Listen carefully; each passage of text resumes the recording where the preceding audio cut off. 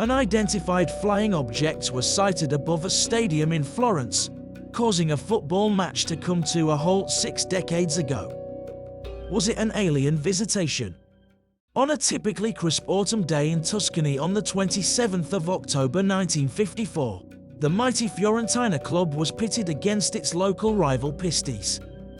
In the concrete bowl of the stadium, 10,000 fans were watching the match.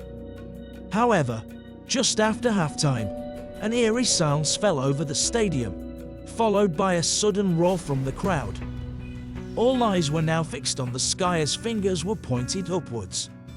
The players ceased playing, and the ball came to a standstill. Ardico Magnini, a legendary footballer at the club who had represented Italy at the 1954 World Cup, was among the players on the pitch. He said, "I remember everything from A to Z, it was something that looked like an egg that was moving slowly, slowly, slowly. Everyone was looking up and also there was some glitter coming down from the sky, silver glitter. We were astonished, we had never seen anything like it before. We were absolutely shocked." According to the match report filed by the referee, play was halted because the spectators had spotted something in the sky. Among the crowd was Gigi Boni, a lifelong Fiorentina fan. He said, "I remember clearly seeing this incredible sight. They were moving very fast and then they just stopped. It all lasted a couple of minutes. I would describe them as being similar to Cuban cigars. They just reminded me of Cuban cigars, in the way they looked." Boni has spent many years reliving that day in his mind. He thinks they were extraterrestrial. Another of the players, Romolo Chusai, still sprightly in his 70s, agrees. In those years everybody was talking about aliens, everybody was talking UFOs and we had the experience, we saw them directly, for real. The incident at the stadium was not merely an instance of mass hysteria, as there were several reports of UFO sightings in numerous towns across Tuscany that day and in the following days. As per some eyewitness testimonies, a beam of white light was observed in the sky emanating from Prato, which is located north of Florence. Roberto Pinotti, the president of Italy's National UFO Center, is another individual who eagerly talks about the events of that day. He is an avid writer on the subject of UFOs, and his home in the heart of Florence is brimming with alien memorabilia, old Italian B-movie posters, framed newspaper articles, and black and white photographs depicting blurry flying saucers. He says, At the time the newspapers spoke of aliens from Mars. Of course now we know that is not so, but we may conclude that it was an intelligent phenomenon, a technological phenomenon and a phenomenon that cannot be linked with anything we know on Earth. The substance that fell from the sky, which Magnini referred to as silver glitter, also raised Pinotti's curiosity. It is a fact that at the same time the UFOs were seen over Florence, there was a strange, sticky substance falling from above. In English we call this angel hair, says Pinotti. The only problem is after a short period of time it disintegrates. As a 10-year-old boy he witnessed this phenomenon himself. He said that the roofs of the houses in Florence were covered in this white substance for 1 hour and, like snow, it just evaporated. No one knows what this strange substance has to do with UFOs. Described by witnesses as resembling cotton wool or cobwebs, the substance was challenging to gather as it disintegrated upon contact. However, certain individuals were resolute in their efforts to determine its nature. Giorgio Bettini, a journalist at the Florentine newspaper La Nazione, was among those who were determined to investigate the mysterious substance. As he recounted in a 2003 episode of the Italian television program Voyager, he received numerous phone calls regarding the sightings on that day. However, Battini's own view of the sky from La Nazione's offices in the town centre was obstructed by the cathedral. To get a better view, he ascended to the top of the newspaper building, where he witnessed shiny balls darting rapidly towards the dome of the cathedral. Bettini embarked on an investigation and stumbled upon a wooded area outside the city. which was coated in the same white fluff.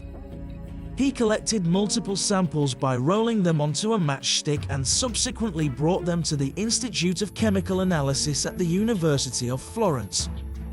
Upon his arrival, he discovered that others had also submitted samples for analysis.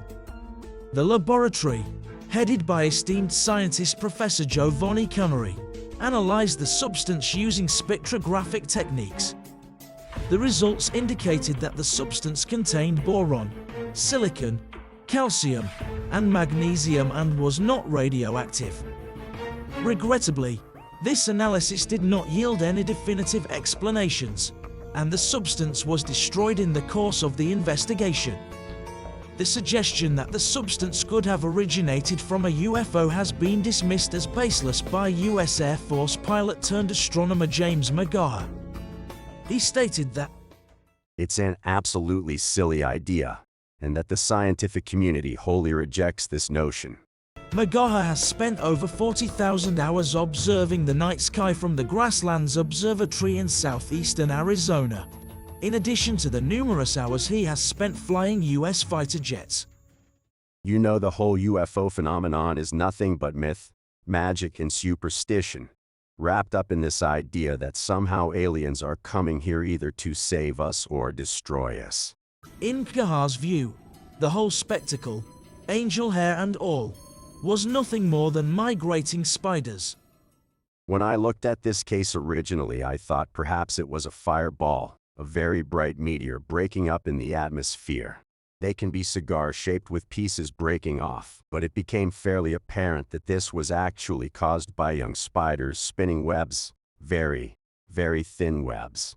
The spiders use these webs as sails, and they link together, and you get a big glob of this stuff in the sky, and the spiders ride on this to move between location.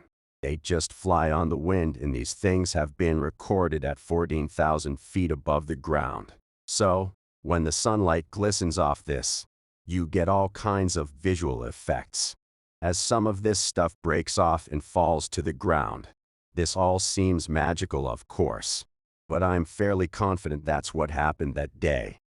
The possibility that the substance was produced by migrating spiders during their seasonal movements in September and October is supported by evidence, as these events are known to produce striking displays that often garner media attention. However, not everyone is convinced by this explanation. Of course, I know about the migrating spiders hypothesis. It's pure nonsense. It's an old story and also a stupid story, says Pinotti. He disputes the spider theory because of the chemical analysis of the angel hair samples. Spider silk is a protein, an organic compound containing nitrogen, calcium, hydrogen and oxygen, not the elements reportedly found in the samples Battini and others brought to the university. 60 years on, the chances of determining the cause of the incident are slim. I wouldn't trust any reports of an old and strange event like this unless I'd seen the data, says science writer Philip Bull. He agrees that the elements said to have been observed in the angel hair don't seem to tally with the spider theory. Magnesium and calcium are fairly common elements in living bodies, boron and silicon much less so, but if these were the main elements that the white fluff contained, it doesn't sound to me as though they'd come from spiders, he says. So it all remains a mystery. No matter what the scientists say, those who were there are convinced that what they saw was unlike anything on Earth. Romolo Chusai just feels lucky to have been there.